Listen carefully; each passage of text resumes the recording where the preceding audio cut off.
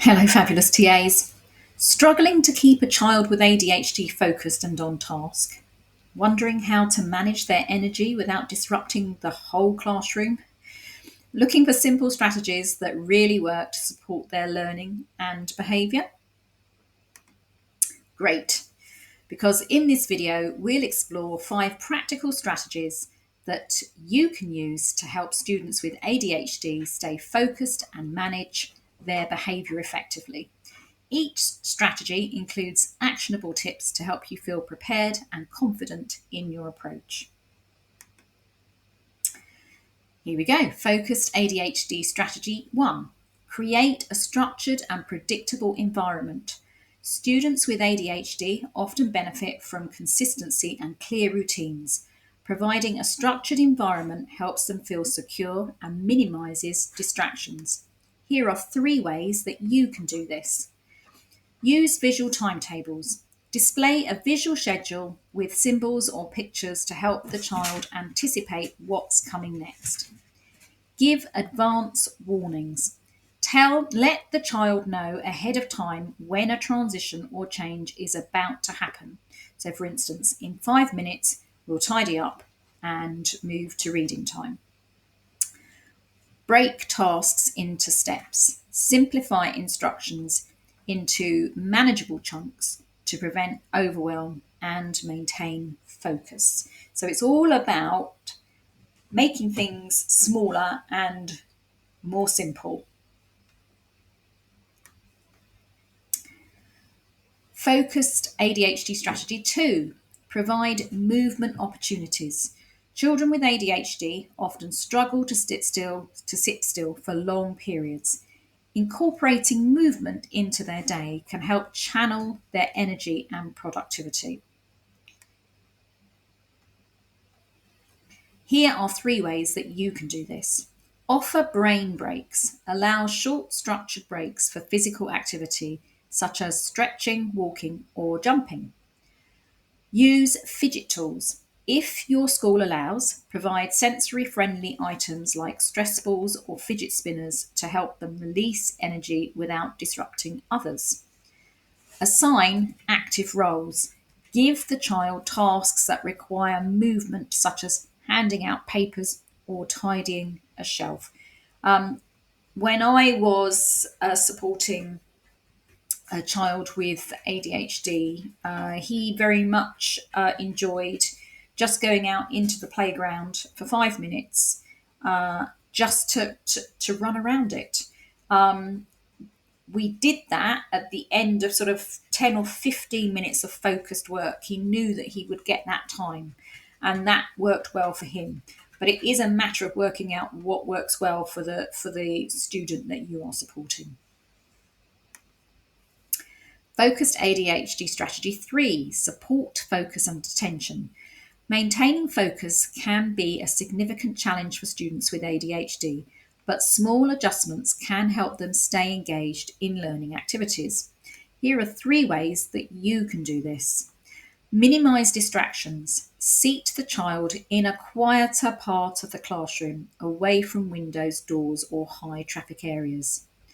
Use a timer.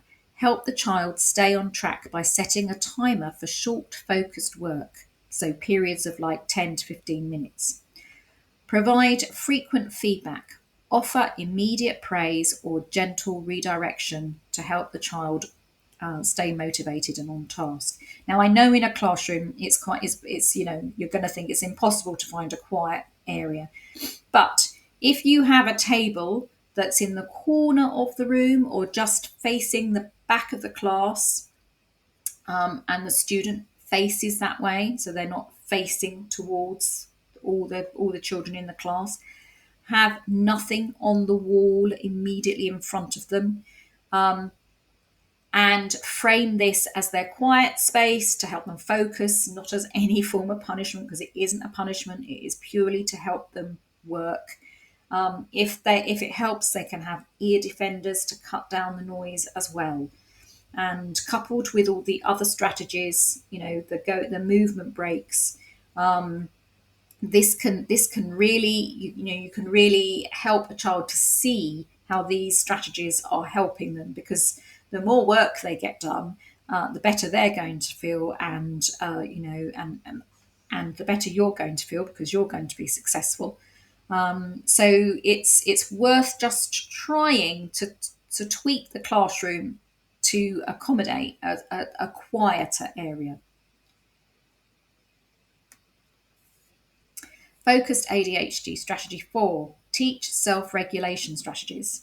Helping children with ADHD learn to manage their emotions and impulses is an important part of fostering independence. So here are 3 ways that you can do this. Introduce calming techniques. Teach strategies like deep breathing or using a calm down corner to manage frustration or overstimulation. Encourage positive self talk. Help the child reframe negative thoughts. So, for instance, I can try again instead of I can't do this. Model appropriate behaviour. Demonstrate how to respond calmly to challenging situations so they can learn by example. So it's very much about not showing them your frustration when they're having a day where they're not so focused. If you show your frustration, then that's modeling frustration. You need to show them that you can stay calm, readjust your expectations, and move forward with them. um, Calming techniques are great, but they have to recognize the fact that they are becoming overstimulated. So maybe sit down with the child and talk about the feelings they get before they get to the point where they can't cope, because it's those feelings that they need to recognize in order to know, oh, okay, I need to calm down now. And positive self talk is so good for all of us. Instead of thinking I can't, that's the whole thing ruined, I can't do it. Instead of that, it's right, okay, well, I can try that again. And maybe, I can just do a little bit better next time. And it's about those small successes, and celebrate. When a child tries again, celebrate that. Focused ADHD Strategy 5: collaborate with teachers and parents and carers. Supporting a student with ADHD is a team effort. Effective communication and collaboration can ensure consistency between home and school. And here are 3 ways that you can do this. Share strategies. Regularly discuss with the teacher what is working and what might need adjusting. Maintain open communication. Keep parents and carers informed about the child's progress and any significant changes in behaviour. Document progress. Keep a log of successful interventions or recurring challenges to share during meetings or interviews. And again, when I was supporting a child with ADHD, I used to, it was in a primary school, so I used to see their mother at the school gate every morning, and she would let me know anything that had gone on at home that might affect behaviour. I could tell her, what had worked the previous day. The medication, if the child is on medication, it's really important that you find out from the parent at what point they had it, because it will take a certain length of time to kick in.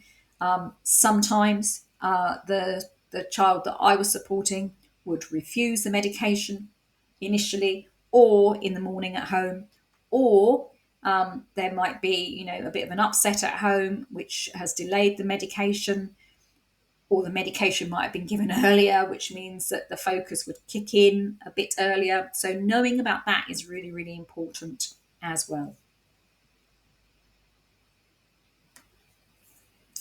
Supporting students with ADHD to stay focused requires patience, understanding, and the right tools.